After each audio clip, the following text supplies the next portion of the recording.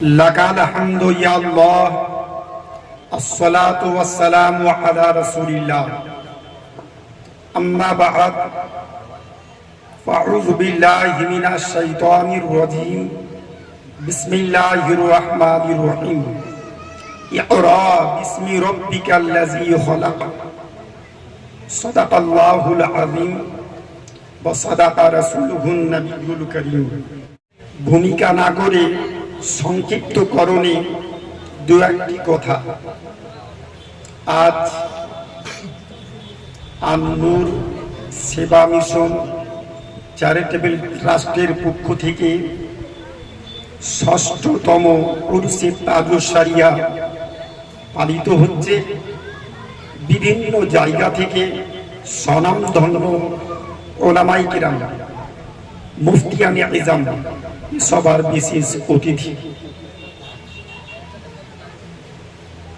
উরসে তাজুশ শরিয়া, তাজুশ শরিয়া কোনো ব্যক্তির নাম নয়।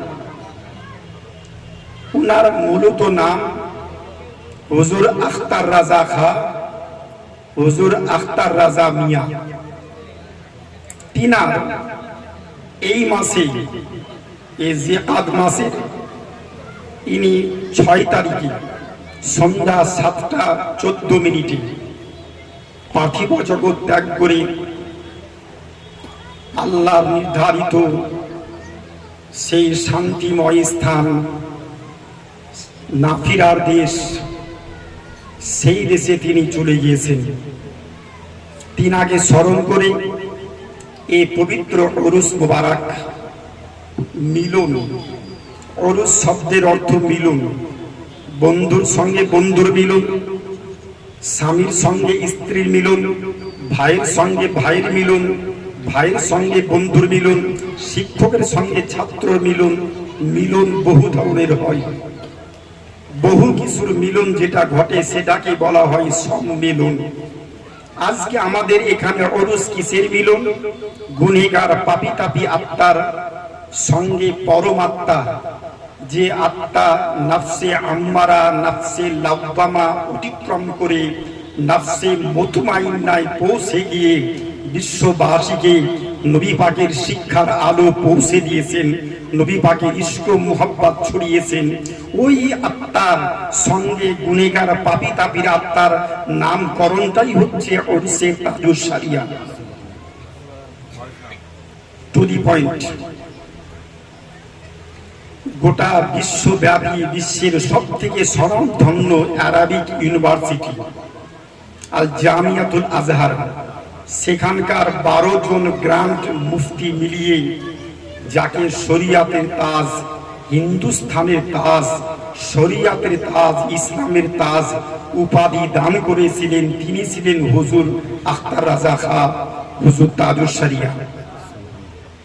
টু দি পয়েন্ট, সংক্ষিপ্ত করব। আমার বিষয়বস্তু ইসলামের দৃষ্টিতে আধুনিক শিক্ষা। ইসলামের মধ্যেই আধুনিক শিক্ষা, আধুনিক শিক্ষার মধ্যেই ইসলামের শিক্ষা। যেমন, কেমন করে এটা? বিজ্ঞান, দর্শন, ভূগোল, কেমিস্ট্রি, ফিজিক্স, দর্শন, হিস্টোরি, এই বিষয়গুলো, এই বিভিন্ন বিষয়বস্তু আধুনিক শিক্ষা প্রতিষ্ঠানে পড়ানো হয়। অনেকের ধারণা বিজ্ঞান, দর্শন, ইতিহাস, ভূগোল, এই সমস্ত বিষয়গুলো, এই সমস্ত বিষয়গুলোর সঙ্গে ইসলামের কোনো সম্পর্ক নেই। ইসলামের প্রথম বাক্য, প্রথম শুরু, ইসলাম প্রচারের প্রথম শুরু অবস্থান হচ্ছে ইকরা। সংক্ষিপ্তকরণে পৃথিবীর শিক্ষক করে, নবীদের সর্দার করে, শ্রেষ্ঠ পয়গম্বর করে, সব শেষে নবী পাককে পৃথিবীর মাটিতে আল্লাহ পাঠিয়েছেন, যাকে পৃথিবীর শিক্ষক করে প্রেরণ করেছেন। আর নবী পৃথিবীতে আসার পর বিশ্ববাসীর উদ্দেশ্যে, মক্কাবাসীর উদ্দেশ্যে এটাই ঘোষণা করেছিলেন, বুইস্তু ফি মুআল্লিমা, আল্লাহ আমাকে প্রেরণ করেছেন শিক্ষক করে। আনা মদিনাতুল ইলমে ওয়া আলিয়ুম বাবুহা, I am city for learning, Ali is its gate. আমি হচ্ছি শিক্ষার শহর, আর সেই শহরের দরজা হচ্ছে হযরতে আলী মুর্তজা হায়দারে কাররার মুশকিলে গোসা আলী রাদিয়াল্লাহু তাআলা আনহু। নবী আমার বললেন, আনা দারুল হিকমা, I am house of scientific, I am house of scientific, আমি বিজ্ঞানের ঘর। I am house of philosopher, আমি দর্শনের ঘর, আমি ইতিহাসের ঘর, আমি ভূগোলের ঘর। আর সেই ঘরে দরজা হচ্ছে হযরতে আলী রাদিয়াল্লাহু তাআলা আনহু। ইসলামের প্রথম বাক্যই হচ্ছে শিক্ষা। ইসলামের দৃষ্টিতে আধুনিক শিক্ষা। আধুনিক শিক্ষা কোথা থেকে শুরু হলো?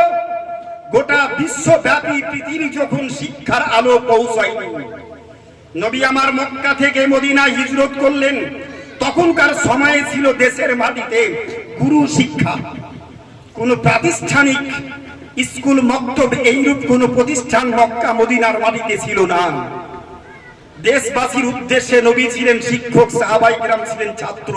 ছাত্র শিক্ষক, বই নাই, বিনা বইয়ে শিক্ষা দান। কথা ঠিক না? কোন বই পুস্তক ছিল না। নবী হচ্ছেন সমস্ত বইয়ের মালিক। উনি যেটা বলেছেন সেটাই বই। কেননা নবী আমার কোনদিন স্বেচ্ছায় ইচ্ছাকৃত কোন কথা মুখ দিয়ে উচ্চারণ করেননি। ওর নাম যে নবী স্বেচ্ছায় কোনদিন কোনো কথা বলেন না। আমি আল্লাহ নবীকে যখন যেটা বলতে বলেছি, নবী তখন সেটা বলেছে। নবীর বলাই হচ্ছে বকালমে, আল্লাহর বলা জোরে মুহাব্বতে বলি সুবহানাল্লাহ। টু দি পয়েন্ট, মক্কা মদিনার মাটিতে গুরু শিক্ষা, গাছতলায় শিক্ষা। এই গুরু শিক্ষা, বই পুস্তক ছাড়া শিক্ষা ব্যবস্থা ছিল।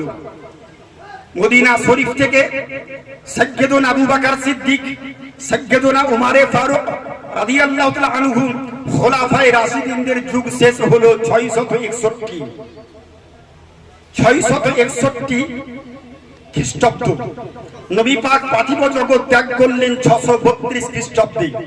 632 থেকে 661 খ্রিস্টাব্দ পর্যন্ত চারজন খলিফা, তৃতীয় খলিফা পর্যন্ত মদিনার মাটিতে মসনদ। চতুর্থ খলিফা আলী মুর্তজা হায়দারে কাররার মদিনা শরীফ থেকে রাজপ্রাসাদ স্থানান্তরিত করে চলে গেলেন বাগদাদ। গোটা বিশ্ব যখন অন্ধকার, শিক্ষার আলো কোথাও ছিল না, সেই সমাজে ইরাকের মাটিতে, যার পূর্বে নাম ছিল মেসোপটেমিয়া, পৃথিবীর ইতিহাস বলে ওই মেসোপটেমিয়ার মাটিতে সাইয়্যিদুনা আলী মুর্তজা হায়দারে কাররার উনার শাহাদাতের পর দীর্ঘ সময় পরে, উনার শাহাদাত 61-তে, 680-81-তে কারবালার যুদ্ধ, 680-81 থেকে 719 খ্রিস্টাব্দ পর্যন্ত এই সময়কাল ছিল ইসলামের খুব ভয়াবহ অন্ধকার সময়। 719 খ্রিস্টাব্দে হযরতে আবু আব্দুল্লাহ আবু সুফা একজন মুসলিম শাসক দেশের মাটিতে আসলেন। তিনার সময়কালে পৃথিবীর মাটিতে জন্মগ্রহণ করলো জগৎ বিখ্যাত ইমামে আজম আবু হানিফা রাহমাতুল্লাহ আলাইহি। উনার সময়কালে মেসোপটেমিয়া ইরাকের মাটিতে 1, 2, 3, 4 করে 400 খানা ধর্মীয় প্রতিষ্ঠান, মাদ্রাসা গড়ে উঠলো। যেই সমস্ত মাদ্রাসাগুলো নিয়ে ভর্তি হওয়ার জন্য, অ্যাডমিশনের জন্য প্রথম শর্ত ছিল হাফিজে কোরআন কমপ্লিট করবে, তারপরে ভর্তি হবে। সুবহানাল্লাহ। আমার বিষয় হচ্ছে ইসলামের দৃষ্টিতে আধুনিক শিক্ষা।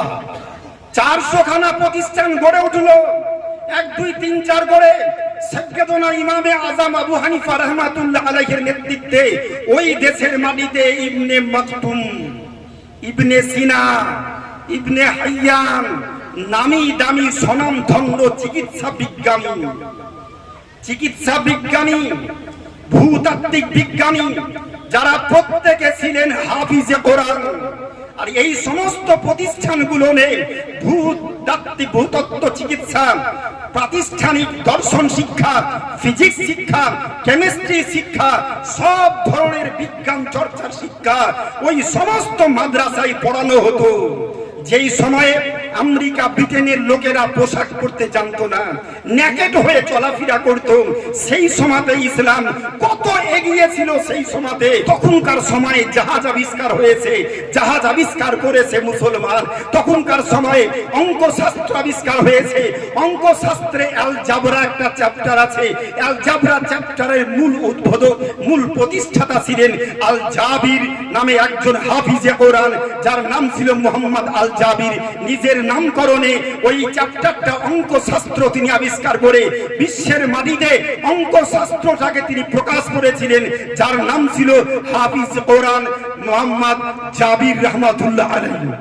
এইরূপ ভাবে ইবনে সিনা, ইবনে মাকতুম, আল জাবির, ইবনে হাইয়ান বিখ্যাত এই ভূতাত্ত্বিক চিন্তাবিদ গবেষকদের দ্বারাই ইসলাম পৃথিবীর মাটিতে বিস্তার লাভ করেছে।